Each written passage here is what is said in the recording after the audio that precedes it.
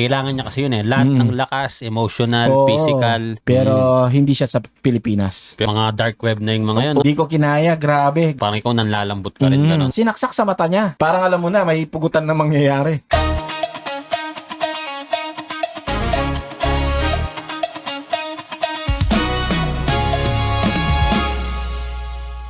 At tayo nagbabalik sa Child Talk. Mainit ba or nakakatakot, gloomy or parang nakakaking kapampangan par, makakakilig-kig yada. Oo, mga likig ka, mga nito. Nakakatakot daw. Yung topic natin is about dun sa nakikita ninyo, probably nakita na ninyo, yung bahay na nakakatakot. Yung parang yung haunted house, no? Oo, yan.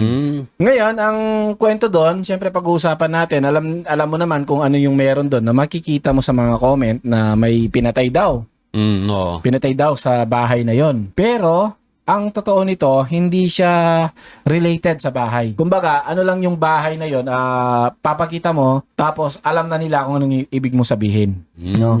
Parang dun sa, sign lang na pagka pinost mo yung bahay na yon, automatic iniisip nila yung mga pinatay na tao. Yung iba iniisip sa Pilipinas. Pero hindi siya sa Pilipinas. Pero kung susuriin mo kasi yung bahay, parang hindi nga talaga sa gawa sa Pilipinas pa rin. Di ba hindi siya parang Pilipinas. Nakakatakot yung yung doon mo makikita yung mga iba na di daw kinaya yung post nila, no?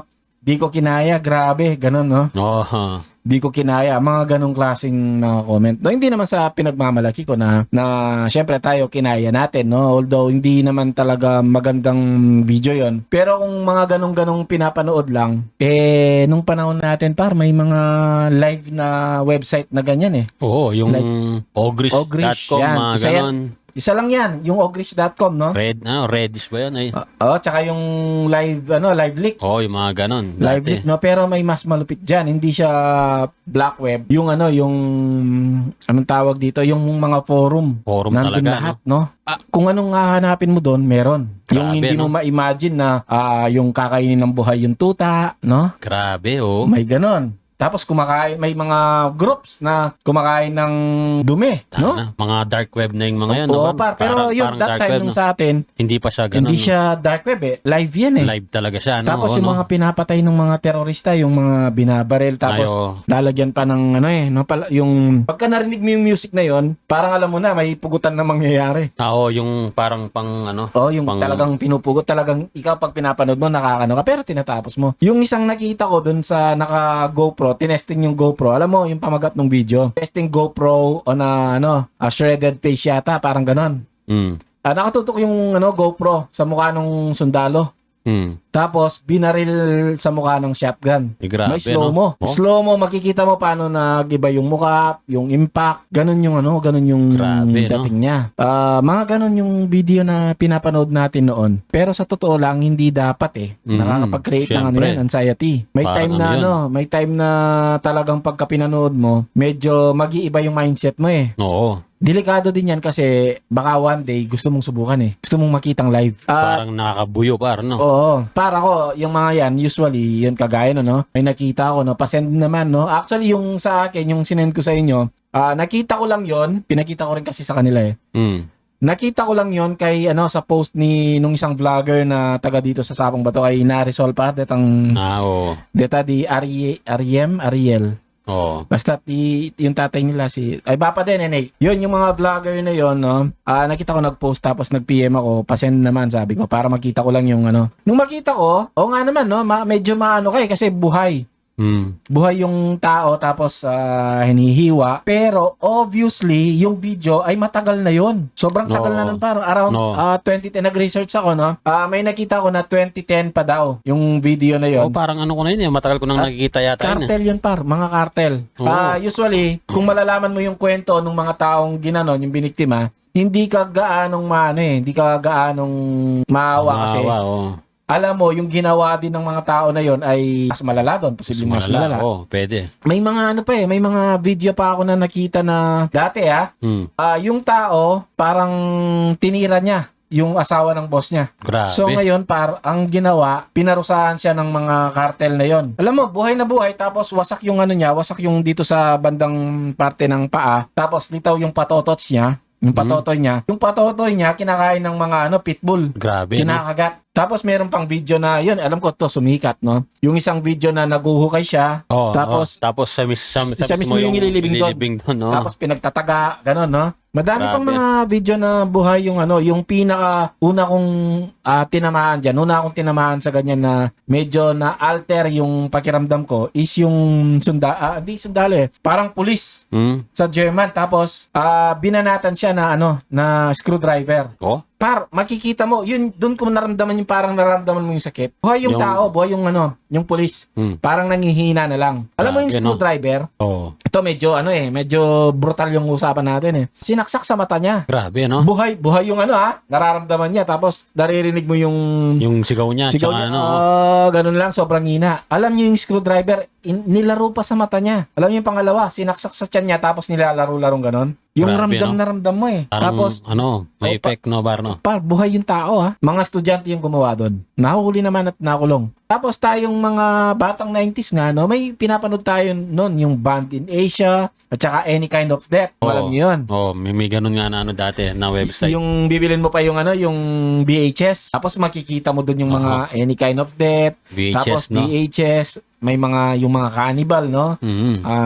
Grabe makikita mo doon, tapos pagkatapos mong nanood, parang wala ka ng gana sa buhay noon Naalala ko yun, yung pakiramdam na gano'n. Parang nakakapanghinayin ba, pag pinanood mo, tapos parang ikaw nanlalambot ka rin, gano'n. Kaya I suggest pagka may mga ganong bagay, tsaka lalo na kung may anxiety kayo, huwag nyo na panoorin yung mga ganyan. No, ako kasi, nung time na ganon, parang pakiramdam ko magiging Vincent ako, bata pa lang ako noon. Alam niyo yung si Vincent? Tsaka yung interested siya sa video, anong tawag doon, yung Black Chapter, Di ba merong isang part ng Ghost Fighter na hinahanap nila yung, pag napanood mo yun, si Sensui pala, si Sensui. Sensui, no? Napanood niya yung Black Chapter. Tapos after niyang mapanood is nagiba yung pagiging tao niya. Masyado nang masama yung mga tao. Dito manita. Ako noon, nung napanood ko yung Any Kind of Death tsaka yan, Band in Asia, may kaibigan ako pa rin na kwento ko, sina Ace. Yun, no? Si yung nagba-barbecue. Yun, no? Chinismis pa, no? Anyway, kasama ko nun si Ace dahil na na-prone ako sa mga ganong klaseng activity. Nagkaroon ako ng mindset na gusto kong makakita ng mga ganon. No, tapos may nagda-drive kami, si Ace, siya yung nagda-drive ng kotse. May nag-overtake sa amin may nag-overtake sa amin. Panahon na yun, XRM yung uso XRM, no? Tapos killer bike nga yung tawag namin dun marami nang namatay dun. XRM, nag-overtake sa amin, no? Nakamotor. Makita mo naman ang yabang nung pagkaka-overtake Tapos may sa harapan namin, merong, alam mo yun, mixer. Sa isang mixer, tapos nung pagka-overtake niyang ganon, may pasalubong na dump truck. Anong gagawin niya? Iwasan niya. Babalik siya. Kaya lang, nung babalik siya, nasa gitna na siya ng dalawang truck. Yun lang. Pumasok siya sa ilalim nung truck, tapos lusaw. As in, pero makikita mo, nakalagkad siya, no? Nakalagkad talaga, yung masakit doon, yung kagaya sa Arayat aware siya, gising siya. Hindi siya nawala ng malay na yung namatay. Kitang-kita yung pagka niya, gising na gising, no? Tapos gumaganon-ganon. Tapos ito yung bakit bawal na kapag may mga insidenteng ganon, bawal yung mga bystander na lumapit kasi yung kasama ko. Bumaba talaga kami. Tapos ako excited. Hindi naman sa excited ako na namatay siya. No? Excited na makakitang gano'n. Nagkaroon ng parang hinahanap mo dahil sa mga napanood mo. Gusto kong makakita ng live. Actual, no? Pero nung actual na yung amoy, hindi ako makakain ng karne noon ilang araw. Yung Siyempre, amoy at saka yung no. Pero, mawak-hawak pa ako noon Nakikihawak pa kasi wala pang masyadong tao nun kasi bamban itang kaya yung may teting bakal niya. Yung tulay na bakal banda doon bago ka makarating doon galing kami ng bamban tapos medyo hinawakan ko pa kasi yung kamay niya dislocated na hinawakan ko ganun tapos wala talagang hindi na pero yung tao naririnig mo alam niya yung conscious pa. Pero ito yung malupit. Dapat patay ka na doon kasi may nakalabas ng parang utak. Pero conscious yung tao. Doon ko na, parang na lang Kasi parang panayan mo niyang mateya Kumbaga, sobrang gruesome accident. May labas ng utak Tapos wasak na dito. Yung helmet, yung pinaka ng helmet niya, parang pumasok na sa niya rin Sa ulo niya, no? Tapos, kaibigan ko, syempre maririnig ng yun aksidente, sabi niya, ay, patay, wala ng chance yan, sabi. Oo. So, ikaw na nakakarinig nun, ikaw na na-aksidente, marinig mo yun. Babagsak yung moral mo eh. Moral mo, oo, tama. Nako, parang masama yung lagay ko. Pero kahit ako naman, tingin ko, mamamatay na yun any moment. Pero yung kasing ano doon, kaya nila pinapala yung mga bystanders, iniwasan kasi nila yun eh. Oo. Kasi kung yun na lang yung magbibigay ng pag-asa sa pasyente, kailangan niya kasi yun eh. Lahat ng lakas, emotional, Oo. physical, yun nga, mental, kailangan ng pasyente yun yung na-aksidente. Kailangan niya yun. Kasi Kailangan niya yun. kung hindi siya lalaban mentally, kasi kunyari, wasak yung Mawawala yan, katawan oh. niya. Kahit nga ano lang yun, kunyari, naputulan lang ng payo, tapos bigla mong narinig na, ay, Pwede ka ma-atake sa nervyos. ala na ini, mga ganun. Wala na, Siyempre, sabi. wala na. Kaya, yun nga, tama yung sinabi mo, pinapali yung mga bystanders talaga. Unang babagsak dyan, yung moral mo. Pagka bumagsak na yan, wala na. Susunod na yan. Susunod na lahat. Mga tao pa naman, no? Yung talagang ang daming mga theory pagka ganyan eh. Oo. Ang daming alam, gagalon, wag niyong galawin, which is tama naman, wag niyong gagalawin. Baka may Ma-dislocate lalo. ma-dislocate, no? Wag niyong gagalawin 'yun. Tapos yung iba naman, yung mga nakakakita, ang daming alam, yung dapat, yung dapat ganito, dapat. Tapos sa internet, pagka pinost yung ganyan, sasabihin pang agad, no?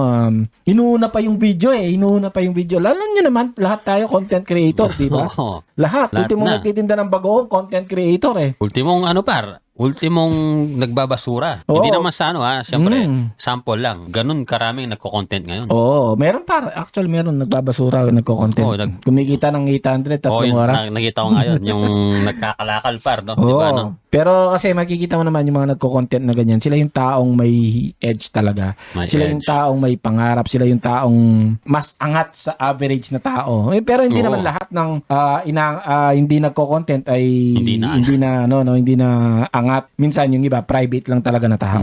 Hindi na sila showy sa social media. Kasi yung mga taong kagaya ng mga nagko-content na yan, tayo meron tayong somewhere sa utak natin, may pagka-alpha eh. May pagka-alpha na gusto mo, angat ka, gusto mo, sikat ka, gusto mo, kumita ka dito. May ginagawang something new. Ayaw natin yung naka-stagnant lang tayo sa mga the usual na ginagawa ng tao, mga ganun. Mahilig tayong mag-explore. Mag-explore, yan. Sa mga ganung bagay. Kaya may mga nakikita tayo, may mga nasusumpungan tayong mga opportunity, kaka-explore natin. Unlike sa same routine lang. Anyway, Tama balik yun. tayo dun sa Sa bahay. yung aksidente So, tsaka yun, yung sa bahay din. Yung aksidente nga kasi, ang daming yung sa mga ang daming binibidyo pa, yung mga gano'n, no? Pag pinost mo, ang daming nagsasalitang, pero pinapanood naman nila. Ini-enjoy naman nila yung video. Tapos, yung mga comment, ang daming dapat eh. Yun yung nakakainis eh. Dapat. Dapat ganito, dapat ganyan. Doon ako naiinis eh. Yung feeling ang dami, feeling daming expert. Expert, no? Mas marami pang alam sa first aid na doon. Mga re-responde ron. Yung ibang walang alam, sasabihin, ba't di pa idala sa hospital, no? Yung mga gano'n, no? Hindi naman pwede. Parang nasabi mo pa yung mga comment na ganun, no? Alam mo yung yung kunyari, may tao ka na narinig, kunyari, nanonood ka ng basketball sa NBA, mga ganun. Dapat pepalubnate ang ikay, yung mga ganun. Oo.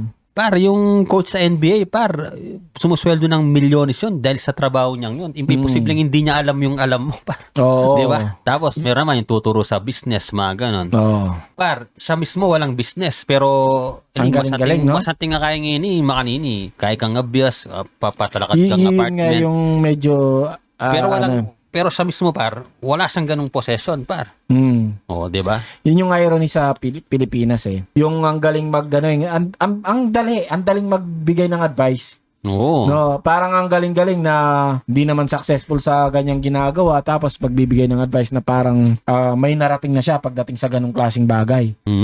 No, ang dali lang kasi mag-observe lalo na pag feeling mo na mas matalino ka pa dun sa kagaya ng mga nanlalamang nilalamangan mong tao. Halimbawa, successful siya sa ganitong klaseng negosyo, no? Tapos lalamangin mo, expecting na akala mo ba pag nilalamangan mo siya, akala mo ba mas matalino ka na sa kanya? Alam mo, kung mas matalino ka sa kanya, mas angat ka sa kanya. Oo. Tapos meron pa mga dyan. Iba yung, kunyari, pag nanakawan nila yung nila, yung mga boss nila, ganun. Hindi nila alam, yung boss nila, yun yung utak. Tapos, titira ka ng ganun. Akala nila nalamangan, no? Oo, nalamangan. Akala nila kahit pa sabihin mo na successfully nakuha mo yung gusto mong kunin, one day babalik din sa'yo yan. May babalik din na ano. Babalik Hindi talaga. ka nakalamang, nilamangan mo yung sarili mo actually eh. Yun yung irony of life sa mga tao, ganun. Pero para yung balik tayo dun sa content mong bahay tsaka yung mga china-chop-chop na tao na ramdam mo.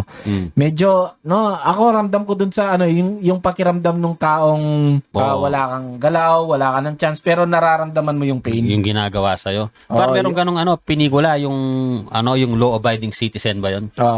Yung, di ba, pinatay yung mga niya, yung family niya, pinatay. Ngayon talagang hinanting niya yung mga pumatay Tapos, parang ano lang, no? Tapos yung ginawa niya nag-aral pa siya ng yung anesthesian, yung paano i-paralyze yung katawan ng tao, pero buhay yung yung pakiramdam ng tao pero hindi makagalaw.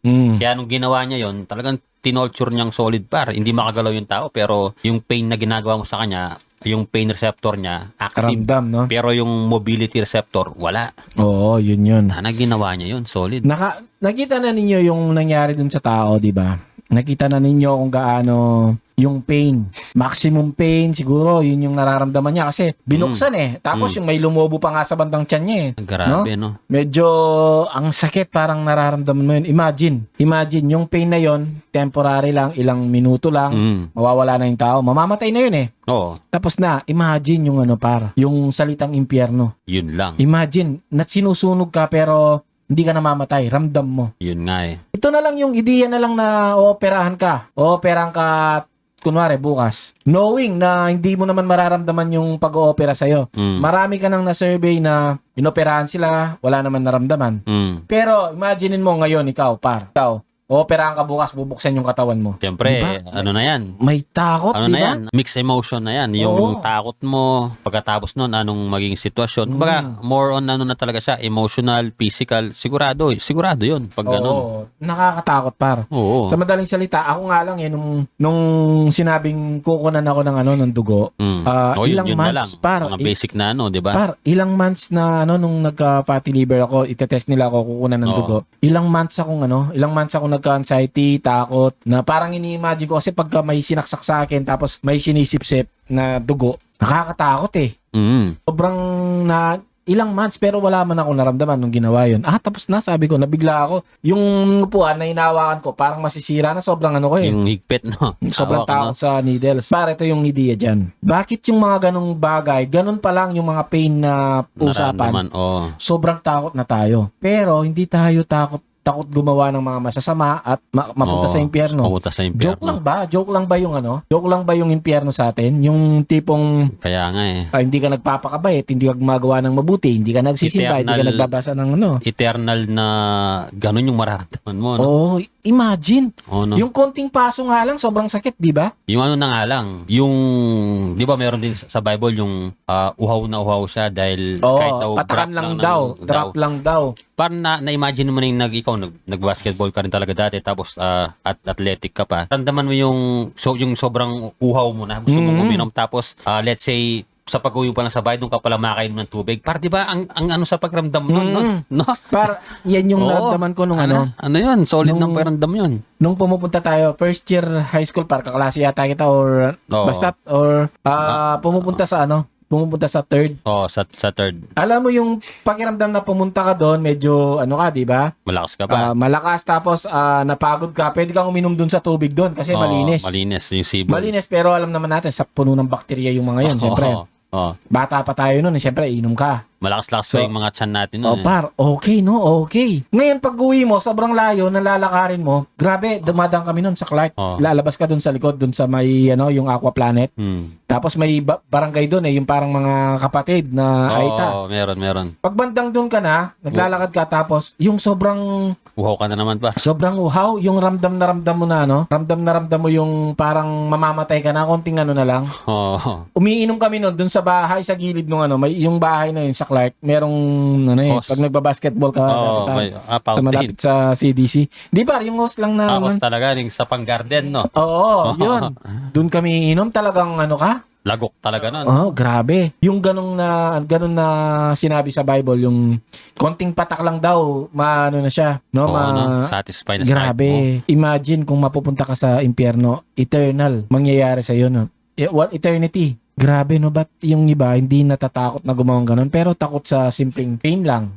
Pagka ganun na yung naramdaman mo, pare, parang magiging selfish ka na rin nun eh. Pagka Oo. yung nasa impyerno ka, tapos Oo. nasusunog ka, sarili mo na lang yung gusto mong iligtas nun, hindi mo na maaalala yung ano. Which yung, is, hindi mo na siya kayang iligtas, no? Talagang yun na wala yun, no? na eh. Yun yung nakakatakot, no? So, again, yun yung sinasabi lang namin sa inyo, yung video na yun. Kung makakita kayo ng mga ganong klaseng bagay, no? Siyempre, may curiosity yan eh. Pag nasilip mo na, alam mong di mo kaya, or tignan mo yung mga comments. Pag alam mong hindi mo kakayanin, wag mo nang panoorin kasi magkukos yan ng Anxiety. either anxiety or thirst na gusto mong makita ng personal. Live, oh. Oo, Tama. yung magkakaroon ka ng ano eh. Anong tawag doon? Yung desire. Yan. Desire, yes. Desire na gusto kong makita to. Sa totoo lang ako, nagkaroon ng ganun. Kaya pero nung makita ko nasa nakaksidente, di ko pala kaya. Tama, oo. Di ko kaya yung ganun na, no, yung tao na.